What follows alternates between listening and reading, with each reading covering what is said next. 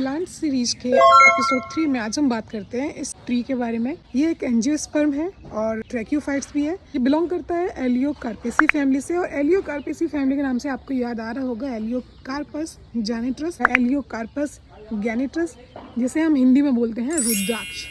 रुद्राक्ष का जो पेड़ होता है लगभग 60 से 80 फीट तक लंबा होता है और ये एवरग्रीन यानी सदाबहार पेड़ है, पूरा सीजन चलता है।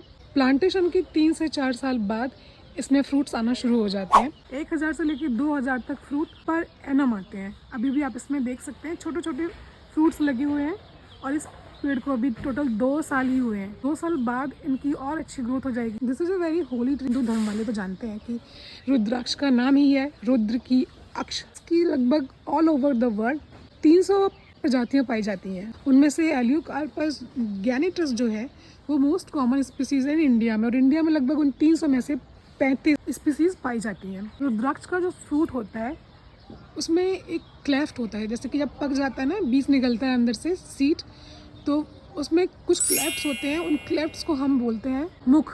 जैसे पंचमुखी और 2 मुखी, 3 मुखी, चतुर्मुखी, टोटल इस तरह से 26 से 27 क्लेफ्ट हो सकते हैं मैक्सिमम। तो अगर 26 से 27 मुखी रुद्राक्ष की बात करें, जो कि बहुत रेयर है, और 1 मुखी रुद्राक्ष वो भी बहुत रेयर है। रुद्राक्ष का जो फ्रूट होता है उसके आसपास ब्लू कलर का एक कवर चढ़ा रहता है, इसलिए हम इसको बोलते हैं ब्लूबेरी बीट्स। अब हम बात करते हैं कि किस रीजन में ग्रो करते हैं, तो ज़्यादातर ये मिलते हैं इंडो गैंगेटिक प्लेन एरियाज़ में, और हिमालय का जो तराई क्षेत्र है उसमें बहुत इनकी अच्छी ग्रोथ होती है, जैसे कि नेपाल में, इंडोनेशिया में, और अपने उत्तराखंड में भी कुछ जगह पे, साउथ ईस्ट एशिया में भी काफ़ी जगह रुद्राक्ष की खेती होती है। इनकी केमिकल कंपोजिशन की अब हम बात कर लेते हैं।